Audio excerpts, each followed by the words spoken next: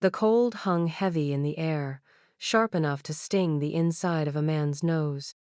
Frost clung to the edges of the hitching posts outside the trading post, the kind of morning when breath rose in steady white plumes and the boards underfoot gave back the sound of boots in a hollow, frozen way. Caleb Rourke swung down from the saddle, his coat stiff at the shoulders, and looped the reins around the rail. Behind him, the two mules shifted and snorted, stamping their hooves like they had better places to be. The old Winchester was slung in a saddle scabbard, the walnut stock worn smooth where his hand had rested too many miles. He stepped inside, the door's iron latch clinking shut behind him, and the air hit him warmer thick with kerosene smoke, the scent of rawhide, and the faint, sweet edge of molasses from the barrel near the counter. He'd come to swap the mules and the rifle for supplies he needed before the next snow: flour, coffee, salt, and a few lengths of fence wire. It was supposed to be a quick trade. But the sound stopped him halfway to the counter. Low argument, voices pressed thin, but edged with something ugly. Near the back, a miner in a threadbare coat stood hunched, his hands gripping the shoulder of a young woman. She was turned half away from him, chin down, dark hair loose and tangled where it had slipped its pins. The store's proprietor, a thick-set man with whiskers gone yellow at the tips, leaned on the counter like he was weighing a sack of grain instead of a person. 2 months behind, the miner was saying. You know I got nothing else. His grip tightened until she flinched. Take her, that clears it. Caleb's jaw locked. He didn't move at first. Just let his eyes take in the girl's skirt mud at the hem, a tear up the side seam, boots scuffed raw at the toes. Her hands were folded tight in front of her, knuckles pale, but she didn't cry, didn't beg either. The trader looked her over, slow and deliberate. She's not worth what you owe, he said, almost bored. But I'll call it square. The miner shoved her forward. She caught herself on the counter's edge, straightened, and kept her gaze fixed somewhere just past the trader's shoulder. Caleb felt the air shift in his chest, something cold turning solid. I'll take the debt, Caleb said. His voice carried in the quiet, flat as a fence plank. Both men turned. The miner blinked. You? Caleb stepped closer, unbuckling the Winchester from its scabbard and setting it across the counter. 2 mules outside, rifles clean. That ought to more than cover it. The trader's eyes flicked from the rifle to Caleb's face. He knew better than to haggle. Done, he said. Caleb turned to the girl. Get your coat. She hesitated, searching his face for whatever trap she'd been trained to expect. When she found nothing, she picked up the thin shawl draped over the back of a chair. Caleb pushed the door open, the cold spilling in around them, and waited until she stepped out ahead of him. He untied the mules, handed their lead ropes to the trader without another glance, and mounted up. She stood uncertain beside his gelding until he reached down a gloved hand. Come on, he said. She took it, light and quick, and swung up behind him. Her arms circled his coat, hesitant at first, then holding tighter against the wind. Caleb touched his heels to the gelding's sides, turning him toward the long, white stretch of prairie. He didn't ask her name, not yet. Some things could wait until the cold eased and the sky stopped looking so wide and empty. For now, he rode steady, his decision already settled somewhere deep before he even stepped into the store. The trail out of town cut north, a pale ribbon through the frost-burned grass. The sky stretched wide and cloudless, the kind of winter blue that looked colder than it felt. Tess sat behind Caleb, her knees brushing the worn leather of the saddle, one hand curled into the thick wool of his coat. The wind off the open ground sliced straight through the thin shawl over her shoulders, so she pressed herself closer, not for comfort she'd learned to live without that, but to keep the shiver from rattling her bones. He didn't talk, didn't look back. His broad shoulders moved with the slow rhythm of the horse beneath them, steady as a clock pendulum. She could feel the muscle in his back shift when he adjusted the reins, hear the creak of leather, the muffled thud of hooves in frozen dirt. Every sound seemed sharper out here, like the cold had polished the air.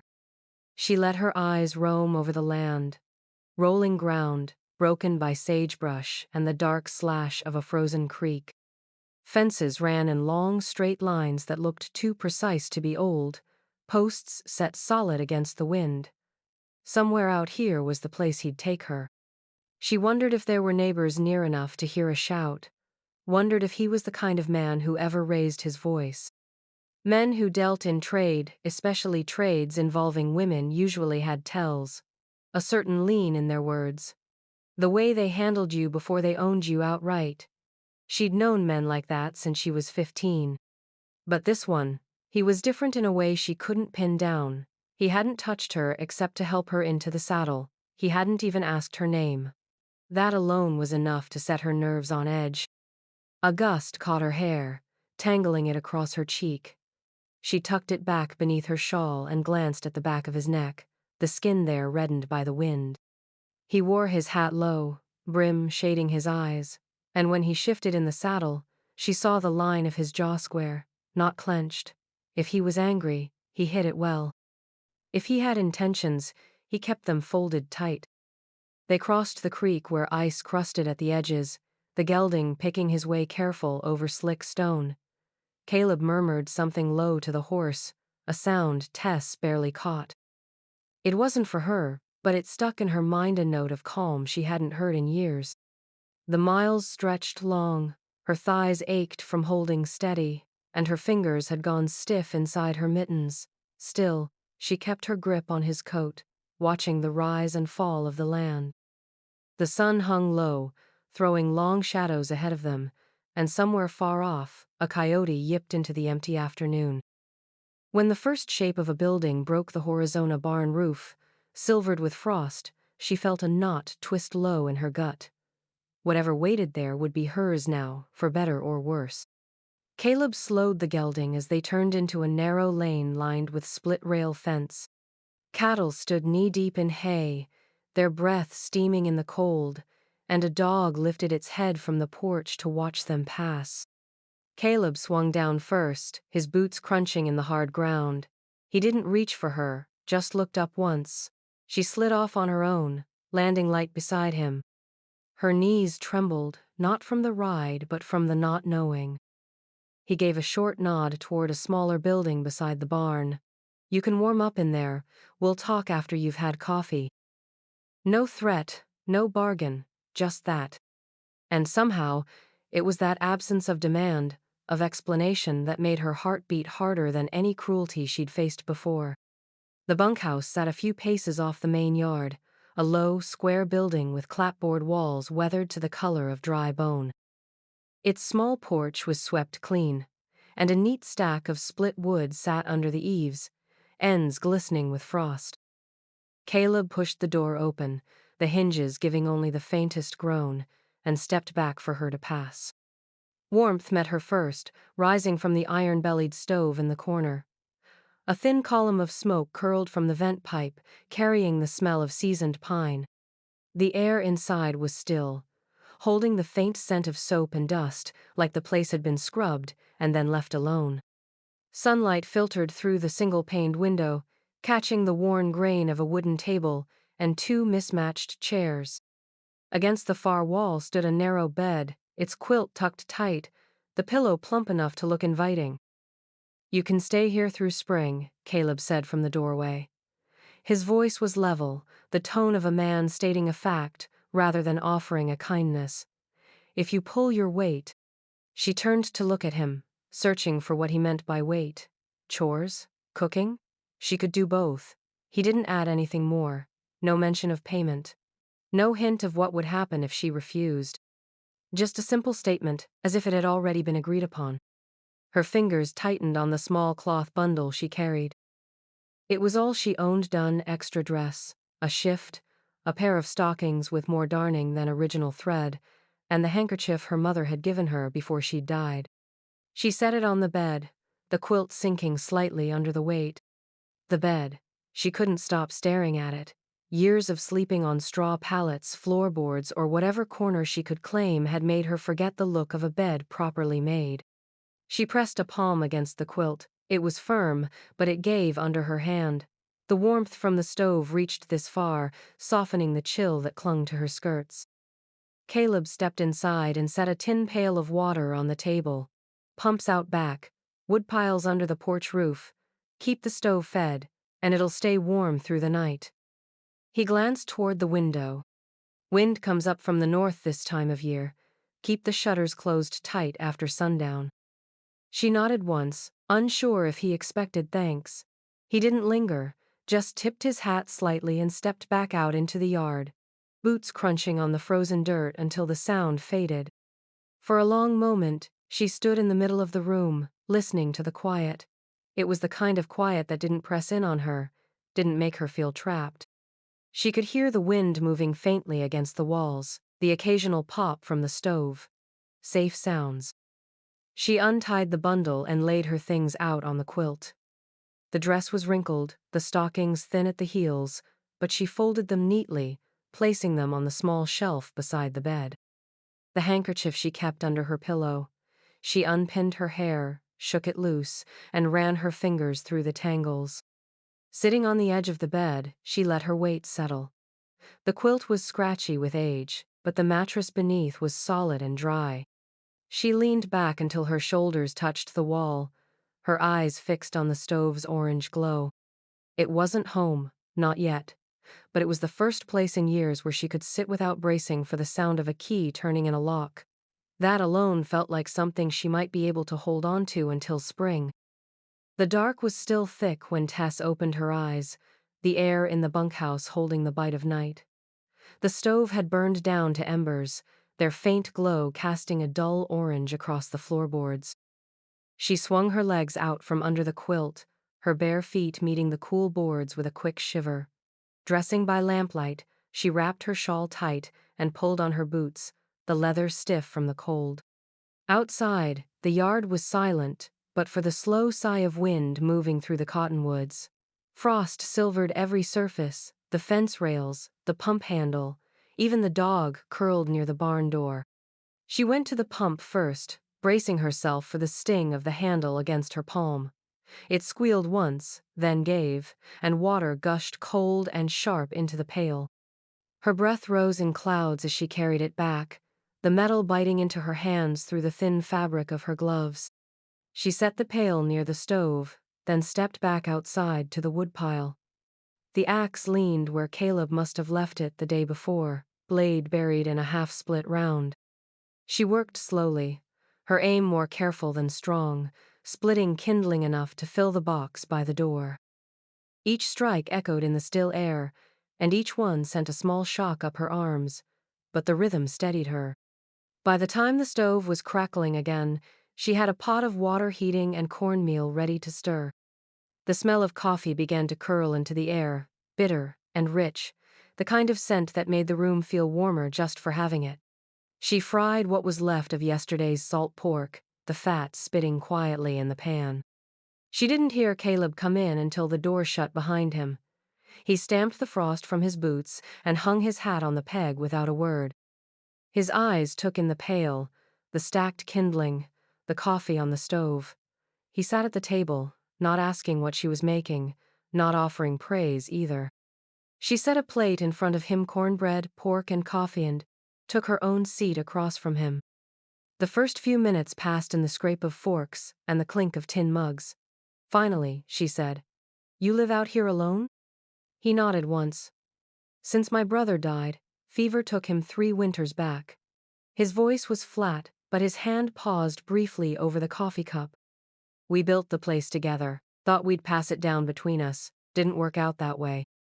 She looked toward the window, where the yard was just starting to pale with the first light. "No other family?" "Not close enough to matter." He met her eyes then, steady but not unkind.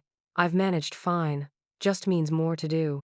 She thought about the fence lines she'd seen stretching into the hills, the cattle huddled in the cold, the woodpile that would need to be rebuilt every week through winter. "You brought me here to work," she said quietly. "I brought you here because you needed a place," he replied, and though he didn't smile, the weight in his voice was different, like the truth in it mattered to him. She didn't press him for more. Some things were better left unsaid until the ground between two people was stronger. Still, she couldn't shake the thought that this wasn't charity. It was something else, something with shape, but no name yet. When breakfast was done, she cleared the table, and he pulled on his coat without comment. As he stepped outside, she noticed the smallest change, the way he lingered a moment in the doorway, looking back toward her before heading into the yard. It wasn't much, but it was enough to make her think she'd earned her first measure of trust. The southern fence line ran along a low ridge where the wind cut sharper, bringing with it the scent of sage and the distant musk of cattle. Caleb had hitched the team to haul out fresh posts and wire, and Tess rode with him in the wagon bed, one hand braced on the side rail as the wheels bumped over frozen ruts. The sky hung pale and hard above them, the kind of cold blue that promised snow before long. When they reached the sagging section of fence, Caleb set the brake and climbed down without a word. Tess followed, pulling her shawl tighter around her shoulders as the wind bit through the weave. He handed her a pair of gloves and a post maul, showing her where to stand while he measured the gap.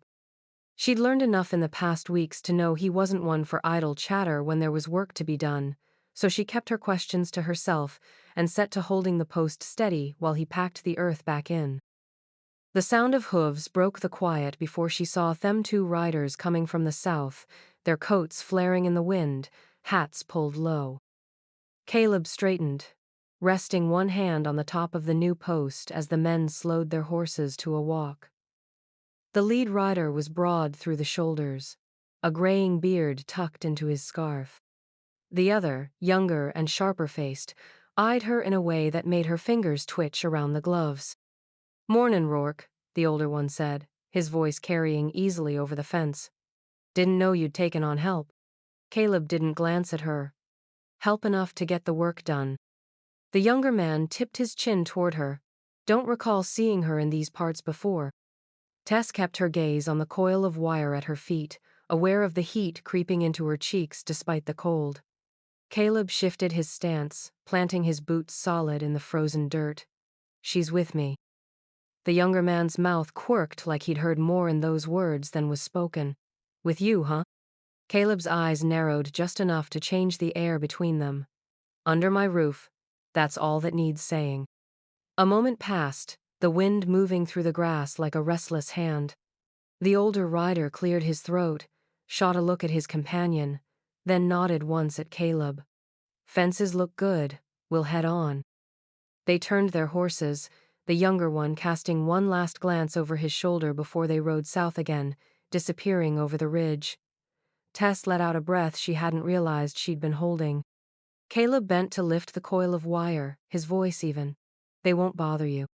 She studied his profile, the set of his jaw, the easy way he returned to the work as if nothing had happened. "You didn't have to answer for me," she said quietly. He drove the staple into the post with a sharp strike. "Yes, I did." The words settled heavier than she expected. Safe. That's what it felt like, at least for now. But tangled in that safety was something else, something that made her chest tighten. Belonging could be a comfort, but it could also be a chain. She wasn't sure yet which kind Caleb had given her. By the time they loaded the tools back into the wagon, the wind had picked up, snapping her shawl against her side. Caleb helped her up into the seat, his hand warm and steady. As they turned back toward the ranch, the fence line stretched behind them, neat and strong, marking not just the edge of his land, but the place where, for better or worse, she was claimed. The light in the main house was soft and low, the lamplight pooling over the table and turning the steam from the stew into thin, ghostly ribbons. Tess sat across from Caleb, her hands wrapped around a chipped mug of coffee more for the warmth than the taste. Outside, the wind tapped the shutters now and again, but the walls here held the cold at bay.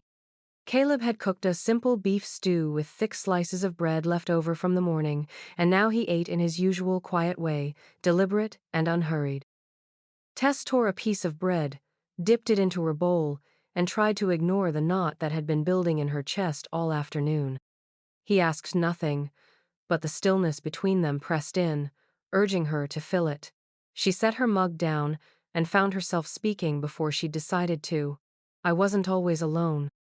Caleb's eyes lifted, steady on hers, though his spoon didn't pause. She pulled in a breath. When I was 16, my uncle decided I'd be better off married than costing him meals. I didn't know the man I was given to, minor, older than my uncle, hard in the face, but not cruel at first, just set in his ways. She picked at the edge of the bread in her hand. 2 years in, the shaft collapsed. Killed 3 outright. He lingered for days after they pulled him out. When he died, I thought maybe I'd be free. Her voice flattened. Wasn't. My uncle said the debt wasn't paid, so I went to another man who wanted someone to keep his house. When he left for the war, I got passed again. After that, it was less about marriage and more about who needed a body to fill a space. I didn't much argue. Arguing didn't get you far. The words hung between them. Caleb set his spoon down, not with any force, just resting it against the rim of his bowl. He didn't lean in or soften his face into sympathy. He just looked at her, as if weighing whether to speak. Finally, he said, "You're here now." Something in his tone made her glance up sharply. There was no pity in it. No attempt to tell her she deserved better or that he was sorry for things he hadn't caused. Just a simple marking of the present, as if the past could stay behind them if they both agreed to it. She nodded once, the knot in her chest loosening just enough to let in a breath. Caleb reached for the bread basket, tore a piece for himself, and shifted the conversation without ceremony. Spring calf crops looking fair. Might be a good year if the river doesn't flood. Tess blinked, adjusting to the sudden turn. You keep many cows? Enough to keep me busy through the thaw. Branding comes quick when the snow goes, and it's a long few weeks of it. He spoke as if they were already talking about the weather earlier, easy and steady. She found herself listening, asking small questions about the herd, the pasture grass, the fence lines to the north. The talk was ordinary, rooted in the land and the work ahead, but it carried them through the meal without dipping back into shadows. When they finished, she cleared the bowls and carried them to the basin. Caleb pulled on his coat, saying only, "I'll check the barn before turning in." The door closed behind him, letting in a brief breath of cold. Tess dried her hands and stood in the quiet kitchen, realizing he'd given her something she hadn't expected space, not to forget, but to set the weight down for a while. And maybe, she thought, as the wind rattled the shutters once more, that was its own kind of mercy. The snow started just after midday, a fine powder at first, drifting down in lazy swirls that clung to the fence rails and caught in the wool of Tess's shawl. By the time the sun disappeared behind a wall of gray, the wind had risen, sweeping the snow sideways in thick sheets. The yard blurred at the edges, barn and house shrinking into islands in a white sea. Caleb moved quickly, his coat flaring as he crossed to the barn. Tess followed, head bent against the gusts, her boots sinking deep into the drifts already forming. Inside, the animals shifted restlessly, the warm air thick with hay and the scent of their breath. Caleb was already latching the smaller doors, tucking blankets over the younger calves in their stalls. "Keep that gate closed," he called over the shuffle of hooves, "or the wind'll have 'em spooked all night." She nodded, moving to check the latches herself, making sure each one held. Snow hissed against the roof, finding its way through the smallest cracks, dusting the straw near the walls. Together they worked down the line, checking feed bins, piling extra hay where the animals could reach it without crowding. When the barn was secure, they pushed back into the storm. The cold hit like a slap, the wind clawing at their coats. Tess followed Caleb to the woodpile, where the tarps had already begun to whip loose. He pulled the canvas down, tying it tight while she gathered what she could carry. The snow stung her cheeks, turned her breath into ice against her scarf. Back at the bunkhouse, she dropped the armload inside the door and turned immediately toward the pump. The bucket sat there, rimmed with ice, waiting. She pried one loose, the metal handle burning cold through her gloves. Pumping in this wind was a battle, every pull on the handle stiff, the gush of water spraying her wrists before she could tilt the bucket clear. By the second trip, her hands were raw beneath the gloves. She gritted her teeth, determined to finish before the dark settled in full. That's when Caleb appeared beside her, snow crusting his hat brim. He didn't say anything, just took the handles from her and carried the buckets toward the house, his long strides cutting through the drifts. Inside, the stove snapped and roared as they fed it. Tess shed her gloves, wincing at the blisters rising across her palms. Caleb noticed, his eyes flicking to her hands before returning to the fire. "You'll need salve," he said simply, and reached for the tin on the shelf. She sat at the table while he set it down in front of her, then went back to tending the stove as if the matter were settled. The warmth seeped into her bones, chasing out the ache in her shoulders. Outside, the wind howled harder, rattling the shutters, but inside the air felt close, shared. Through the night, they took turns keeping the fire fed, one waking the other when the embers burned low. Each time she rose, he was there too, stoking the flames or checking the latch on the door. By morning, the storm had banked the drifts higher than the porch rail, but the house was still warm, and the animals were safe. Something in the quiet between them had changed, less guarded now, as if the work had stitched an unseen thread from one to the other. Tess could feel it in the way Caleb glanced at her hands before they stepped outside again, in the way she no longer wondered if she should be anywhere else. By the time winter had worn the edges off the days, Tess's hands had found a rhythm in the place. The kitchen smelled of bread most mornings, coffee always ready before Caleb came in from the barn. His shirts hung in the corner mended and clean, the seams neat where her needle had passed. In the south end of the barn, she'd cleared a patch of earth near the wall where the light slipped in. Now, under old window panes salvaged from the shed, green shoots pushed through the soil onions, a handful of herbs, and 2 rows of lettuce that might see the spring thaw. The wind had been sharp all afternoon, carrying a fine grit of snow that stung the skin if you stepped outside too long. By dark, it was howling around the corners of the main house, setting the shutters to tapping like impatient fingers. Tess had finished the supper dishes and was wiping down the table when Caleb came in, the cold riding on his coat. He hung it on the peg, took off his hat, and stood for a moment with his hands resting on the back of the chair across from her. "You've made yourself useful here," he said, not as a compliment, but as something that needed to be stated. She set the cloth aside and waited, sensing he hadn't come in just to tell her that. "Come spring," he went on, "you could keep the bunkhouse. I'll pay you for your work, steady wages. Or," he paused, his eyes steady on hers, "you could move into the main house, as my wife." The wind filled the silence that followed, rattling the stovepipe. Tess's fingers curled lightly against the edge of the table. "That's plain enough," she said at last, her voice careful. "I don't mean to press you," Caleb said, "but I'd rather it be set before the branding starts. Makes a difference how I plan." She looked at him at the way he stood, boots planted, shoulders square, as if he was talking about fixing a fence line instead of altering the course of both their lives. There was no softness in the offer, no coaxing, but neither was there a trace of demand. Just the facts, laid out like fence posts, waiting to be set.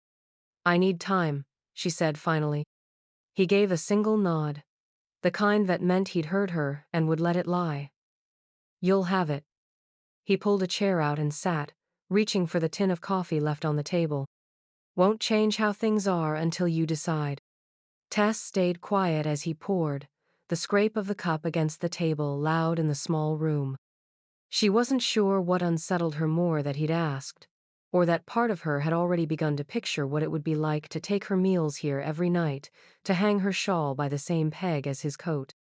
The wind pushed hard against the walls, and the stove gave a deep, comforting pop. She reached for her cloth again, wiping a clean table that didn't need wiping, and kept her eyes down. She hadn't said no. That, she knew, was an answer of its own, just not one she was ready to speak aloud. When she finally looked up, Caleb was watching her, not with expectation, but with the quiet patience of a man who knew the value of waiting. The air between them felt different now, warmer, but edged with something that made her pulse quicken. The choice sat there between them, solid and unmoving, like the snowdrifts outside that would take their own time to melt. The snow had thinned to hard patches along the fence lines, the kind that crunched underfoot and flashed dull in the last of the light. Tess had been bringing in the wash when she saw him, a lone figure coming up the road from the south, coat open, hat tilted back. He carried himself like he owned the space around him, even when that space was someone else's land. She kept her head down, hoping to slip past without notice, but the man's voice carried over the wind. "Well, I'll be damned. Little Tess Rowan." Her hands froze on the basket handle. She didn't turn right away. When she did, his grin was wide and lazy, but his eyes were sharp. She remembered him from the mining camp, one of the ones who'd loitered outside the boarding house kitchen door, trading crude jokes with her husband's friends. Back then, she'd avoided his gaze like it was a hot stove. "Didn't think you'd end up all the way out here," he said, stepping closer. "Heard you passed through some rough hands after that rock pile caved in. Guess you landed softer this time." His gaze slid toward the house, then back to her. "This is Rourkeland," she said evenly. "You're off your trail." He laughed, not taking the hint. "Not looking for trouble, Tess. Just saying word gets around. Be a shame if some of it made its way here." Before she could answer, the sound of boots on packed snow came from behind. Caleb's shadow stretched long in the fading light, his voice flat. "You've got about 10 seconds to be heading back the way you came." The man's smirk faltered, but he tipped his hat in mock courtesy. Didn't mean nothing by it. Caleb didn't reply. He just stood there, hands loose at his sides, the weight of his stare enough to turn the drifter's feet toward the road. In moments, the figure was a dark smudge against the pale horizon. Tess kept her eyes on the basket, her heart pounding harder than the moment called for. Caleb didn't ask what was said. He only said, "Best come in before the light's gone," and walked back toward the barn. She spent supper in the bunkhouse, the stew cooling in her bowl while she thought about the way the drifter had said her name, the casual threat tucked in his words. For years she'd been nothing but a name to be passed along, a body to be traded, a pair of hands to fill someone else's need.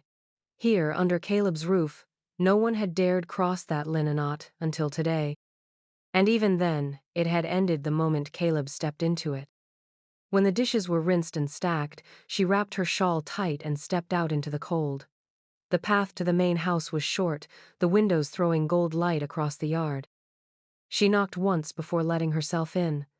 Caleb was by the stove, mending a bridle strap, the lamplight catching in his hair. She stood in the doorway until he looked up. "I'll wear your name," she said, her voice steady despite the thudding in her chest, "if you'll still give it." He didn't smile, but something in his face eased, the tightness around his eyes loosening. He set the bridle aside, stood, and gave a single nod. "All right, Tess." It was all he said, but it was enough. The rest was in his eyes, the kind of relief a man feels when something he's been holding on to finally settles into place. She let the warmth of it steady her as she closed the door against the wind. The thaw came slow that year, the frost giving up its hold in patches, the ground softening underfoot where the sun lingered longest. The air still held a bite, but the light had changed, warmer somehow, with the smell of wet earth rising from the pasture.